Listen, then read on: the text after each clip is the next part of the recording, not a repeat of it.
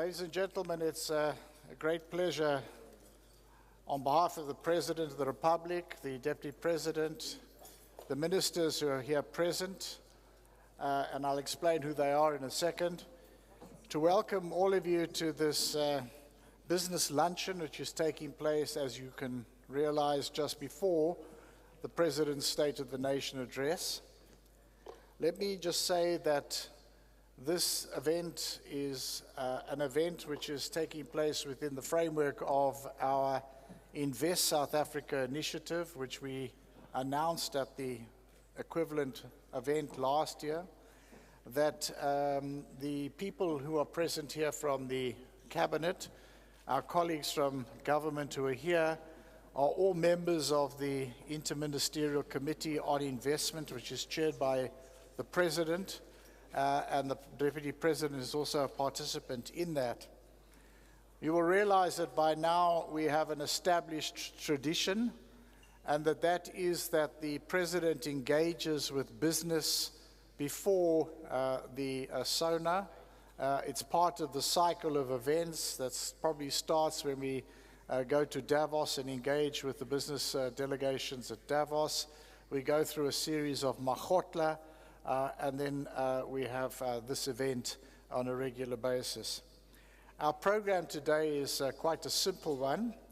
We start off with an open session with the media present, and we will invite the President to make his opening remarks. We will then invite the media to leave us so we can have a business engagement with the President. And I will inform you when we get to that point of the program about the logistics for lunch, because we will be eating at that point. And then we will have a few remarks from the government delegation that's present, in addition to inputs from business. And then I think we have a labor rep as well, if we are lucky. And then we will have an open dialogue, and the President will then make some closing remarks, and I will close the session formally at the end. That's the program we've got. So I think without any further ado, may I invite His Excellency President Zuma to make his opening remarks. Thank you very much.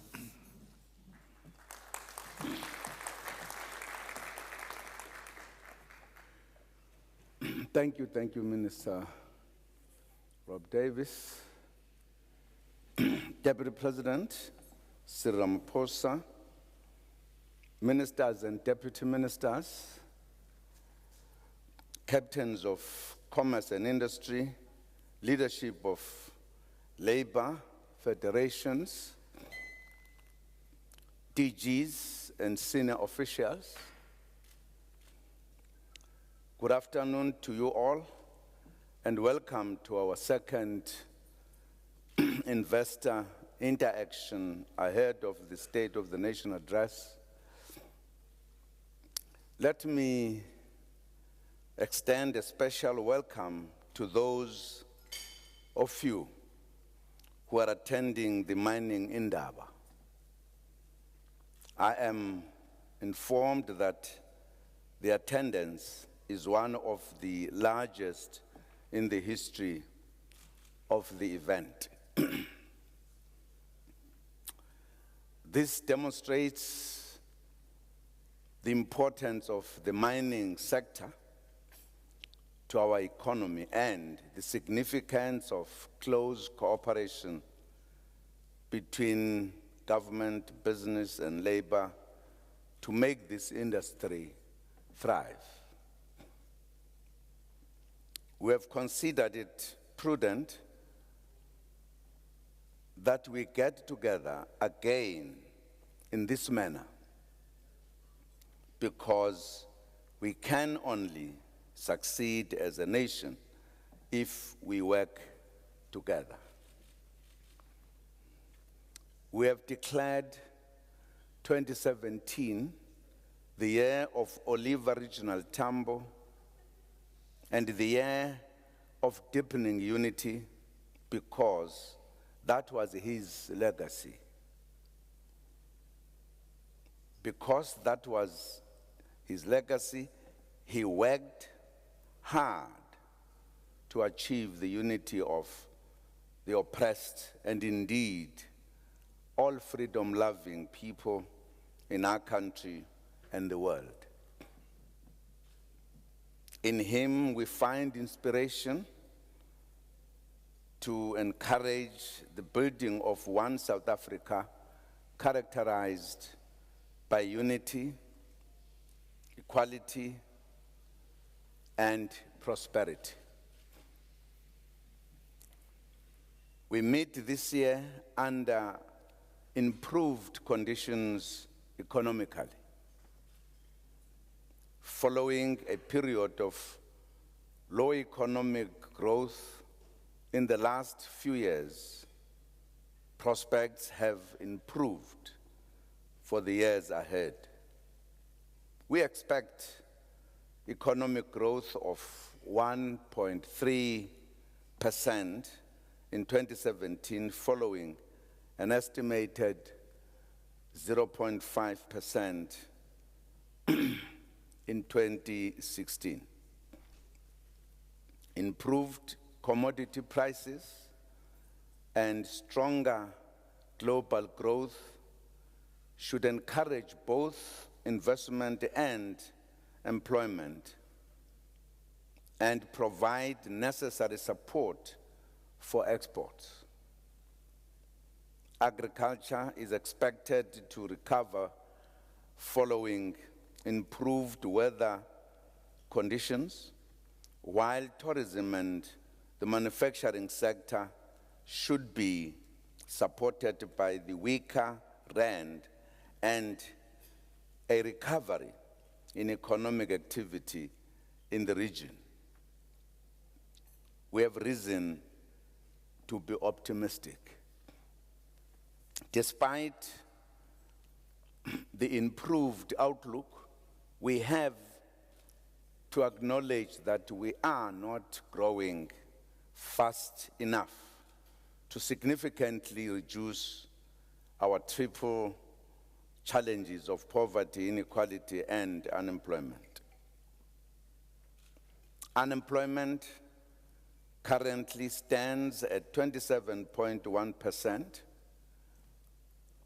This is the highest rate since June 2004. Our youth unemployment stands at 44% for 18 to 29-year-olds. In South Africa, as in the rest of the world, the largest employers of unskilled workers are shrinking in importance. This puts more workers in the job market, being not only unemployed, but also largely difficult to employ due to lack of skills. Low economic growth and pressure on revenue suggests that the public sector can no longer be the main engine of jobs growth. We used to rely on government to absorb the unemployed. The public service is also facing pressure. A most important challenge we need to confront head-on this year is the scale of inequality and exclusion in this country. It needs urgent action. After 2 decades since democracy, the black majority still remains largely outside of the mainstream economy. Social justice cannot be achieved if we allow the status quo to persist. Economic inclusion since 1994 demonstrated that we can grow the size of the economy. We have, though, failed to ensure that the growth is shared. As we begin a new phase of economic recovery, we have to make sure we take everyone along.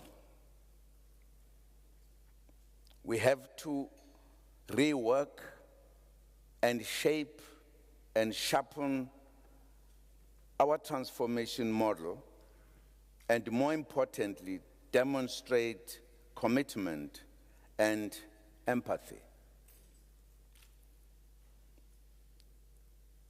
We should never rest until the vision for a better life for all is realized. All of us, as labor, business, and community sector, and government. One of the key issues we discussed the last time was the need to remove obstacles to doing business in our country.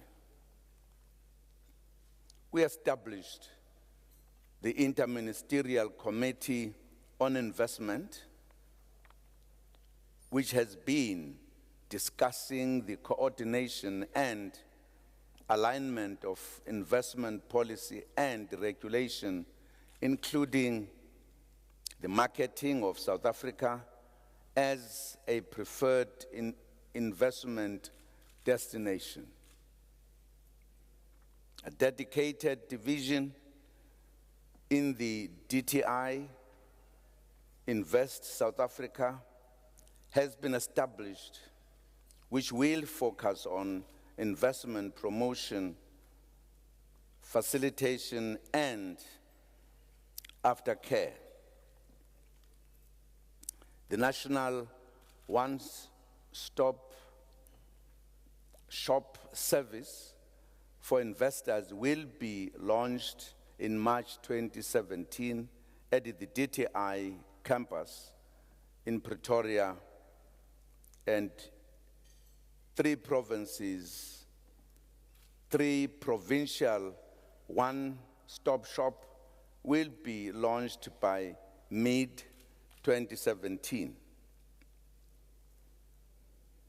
The one-stop shops will be the focal point of contact in government for all investors to coordinate and facilitate with the relevant government departments involving the regulatory registration permits and licensing. Invest South Africa will provide specialist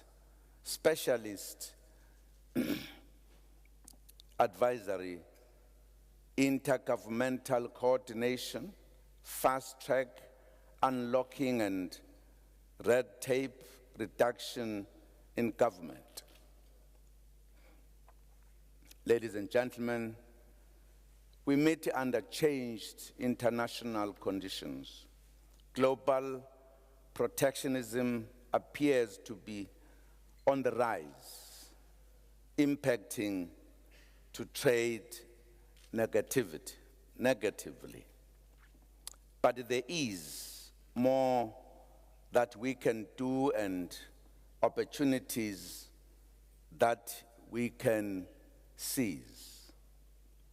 The European Partnership Agreement came into force in October 2016 with increased market access for certain products. We must also be cognizant of the opportunities and challenges that Brexit will bring. Regional integration and trade with other countries in Africa is a key component of our trade policy and offers many opportunities. we are making credible progress with the Continental Free Trade Area, with the first phase of negotiations to include goods and services to be completed in 2017. This will translate into increased commercial opportunities for South Africa companies. It is critical that Team South Africa remains focused and united to unlock these opportunities. We are also pleased that the guidelines of good practice for South African companies operating on the continent is supported by African Union member states. We encourage more South African companies to sign up to the guidelines. I'm confident that working together as we are doing, we can achieve more in developing our economy and making it more attractive for foreign and domestic investment. Let me emphasize that it is critical that we work together as business, labor, and government. That is what we mean when we talk of unity in action as we move South Africa forward. I thank you.